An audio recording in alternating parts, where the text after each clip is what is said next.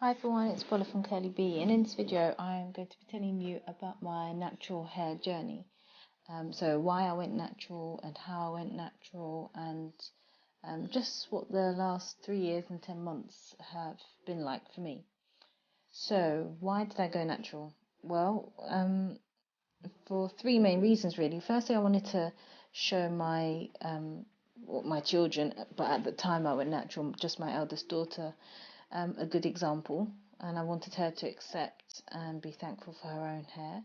But as I thought about this, I realised that I needed to did so first myself, and I knew that I didn't accept my natural texture, and I know I wasn't thankful for it at all. Another reason was because of the health risks that I found out about in regards to using relaxers. It's quite a toxic substance, and to put it on the scalp, which I did so for about 10 years, um, I came to see that that was quite a dangerous thing to do, really. I also decided to go natural because at the time I was living in Yorkshire and I found it increasingly difficult to find a hairdresser in the area that I lived in to actually relax my hair, and it was quite difficult for me to actually find somebody who could relax my hair for me. So here's a bit of background about why I started to relax my hair. I started to relax my hair when I was 16 because at the time, I really loathed my natural texture. I thought it was ugly, unmanageable, I thought it was rough. And I adopted these ideas, I think, from the people around me, the media messages as well that I saw as a young person. On TV, no one had my hair texture, the dolls and the toys that I played with. There was no sort of ethnic doll that I came across that had my hair texture. Everyone had, all the dolls I had long, straight, blonde hair that, swished and swashed when you moved it. And those were the ideals of beauty that I saw around me growing up. And there was no one who looked like me, really, who had my hair texture that I could see, who was perhaps a popular person, somebody that I could really look up to. Also, at school, straight hair was the acceptable hair to have. Some girls had their natural texture, but in primary school, I would say, but in secondary school, most people relaxed their hair or wore a weave. During my time at secondary school, I had natural hair at the beginning of that time, but there was a certain time when I started to be bullied and teased, and one of the things that those bullies did pick on was my hair. It was in its natural state, and they called it that picky type of hair, made fun of me, and that made me hate it even more and wonder why I had such a bad, in inverted commas, hair type. So with all of this influence around me, it drove me to want to relax it at the earliest possible time. And my mum said I could do that at 16. So as soon as I was 16, I did. I went to relax it. And I was happy for a while. It swished and swashed when I put it in a ponytail, and that's what I was really looking for. It sat flat, and that's what I was looking for. But after a while, obviously, it started breaking. It became thin and limp, and I didn't really do anything with it. I couldn't do anything with it, really. All I did was put it in a ponytail or do an updo sometimes. It broke easily, and I never really retained length at all. I didn't know how to look after that hair. I didn't even know how to look after my natural hair, let alone looking after relaxed hair. Anyway, fast forward 10 years. I had my first daughter, and she was just over 1.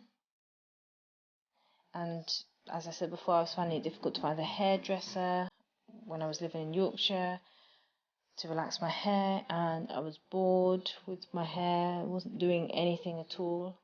And after the last time I relaxed it, which was April 2011, when I got home, I started to ask myself, why couldn't I just have my own hair? What was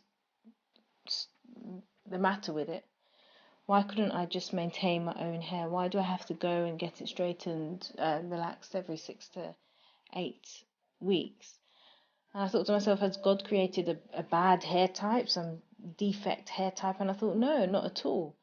And there must be a way to look after this hair that's growing out from my hair. There must be.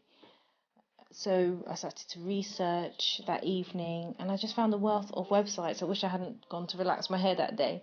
But anyway, I found a lot of websites that talked about how to look after natural afro hair, and I was so surprised. And I decided I wanted to take that step. And I looked at my daughter and, wanting her to accept her hair type and to be thankful for it. I knew I had to show her a good example and take that step myself. And I actually wanted to show her what her mum looked like as well. I didn't want her to see me with hair that wasn't my own. I wanted her to see me as I am. So all those things encouraged me to take that step, really, about finding out how to look after my own natural hair. So like I said, I researched and I decided at that point never to touch a relaxer again. And I said to myself, I'll do whatever it takes to figure out this hair. So I started to transition, and I did so for about 6 months. The growth that I had was quite slow. Two textures, as you can see from the photos, are quite different. They're really, really different. And I started to experience breakage. Here were some of the transitioning styles that I did.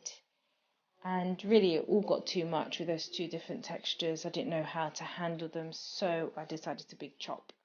So here are some images of me, maybe 2 months after I think I big chopped, and it was a really massive step for me. I'd never ever had short hair. I'd never sported short hair at all, and I couldn't go all the way really. So I didn't chop off the fringe area. I kept that on, and I just wore hairbands, and I just kept it like that. I mean, yeah, it wasn't a clean cut. I left some relaxed ends on, as you can see from the images, but even though it didn't look brilliant, I still felt much better inside, that it was now all off and I could start again, and I could chop the fringe bit by bit as I felt comfortable. So I continued to learn about what my hair was like, and some days, I just have to be honest, I didn't know what to do, and I would just put on a beanie hat, and I would just go out. Fortunately, it was winter time, so no one really noticed anything. I didn't want to put on extensions. I really just wanted to learn about my hair and how it reacted. And so I decided to just put on hats on those days when I just did not know what to do. So here my hair started to grow out, and I learnt more about moisture and about sealing and different products. I tried lots of different products on my hair to see how they would work. I also learned how to flat twist, and this really, really helped me to create some just really basic styles that I felt comfortable with. And I would just put on a hairband, a flat twist areas of my hair, and I would just go out like that. And when I twisted my hair, I did notice that my hair was gappy, that you could see my scalp. And I mean, at that time, I didn't really realize that I had fine hair, and in places my hair isn't amazingly dense. But as you can see, I do have quite a few gaps, you can see, since my hair is shorter in these images. Okay, so from these pictures you can see I started to document my growth to try and encourage myself to see that my hair was actually growing. And as you can see, my shrinkage is still crazy, and I wish I knew about African threading then, because I would have done a lot of that then. But anyway, it was still growing, not amazingly fast, but my hair was growing steadily. And my hair got to a point where I could finally start doing tuck and pin styles. So I did a lot of tuck and pin styles along with my flat twisting and twist outs too, just wearing hairbands, just really simple styles. Here I started to try buns and other styles, and I tried to find a curly pudding recipe which gave me nice moisturised chunky twists. So here the photos are showing that. So I think here is about year 2 to 3, and I've started to do more protective styling, more loose 2-strand twists, which really helped me to retain a lot of length. And at this stage, I've also entered the henna stage, where I was really looking for a way to strengthen my hair, since I've now realised that it was of a finer texture than some other naturals. So I started to use henna, and that really helped to strengthen my hair. And along with protective styling and regular deep conditioning, I started to gain length and to retain length. And here's a photo just showing the fineness of my texture is more obvious when I do small twists which compact the hair together. So that really shows that my hair is of a finer texture, or low density perhaps in certain places. And for me, I found that the key was doing looser, perhaps medium to chunky twists to make my hair seem fuller. And you can see that from this image.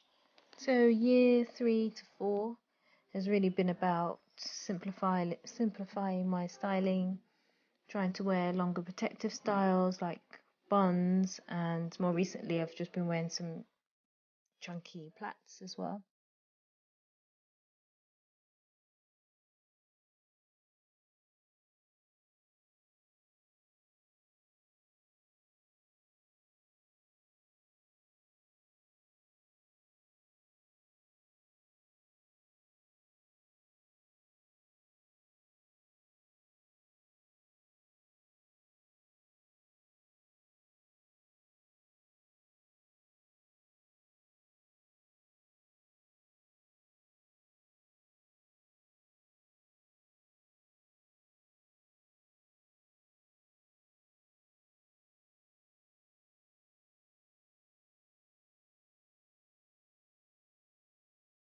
So here's a picture of a bun that I did fairly recently, about 3 or 4 months ago. And it's funny how many people said that it looks like I have really thick hair because of this bun, but really I don't. Compared to other people, I don't actually have loads and loads of hair on my head. But I don't know. I was heavily pregnant in this picture, so perhaps the pregnancy hormones and perhaps as well the hennaing helped it to look in really, really good condition. Anyway, now my hair is about mid-back length. It would be nice to see if it could reach waist length, but I think I quite like mid-back length at the moment, so I might just retain this length. We'll just have to see. So I'll just say to you, if you're at the beginning of your journey, be encouraged, because I used to look at pictures of other naturals who had really long hair and really felt down at times, thinking that I'll never get there. But it just takes patience. And I'll say be dedicated to learning about your hair and how it works, so that you can know how to take care of it, so you can simplify your regime so it doesn't become a massive hassle. Be patient, be consistent, work with what you've got, be thankful, and pay careful attention to how your hair reacts to the different things you put on it, the way you treat it, the products that you use on it, and keep going. And you will learn all those things that you really need to know about how to take care of it if you stick to those points. Okay, thank you again for watching. I hope that's really helped somebody out there. Bye.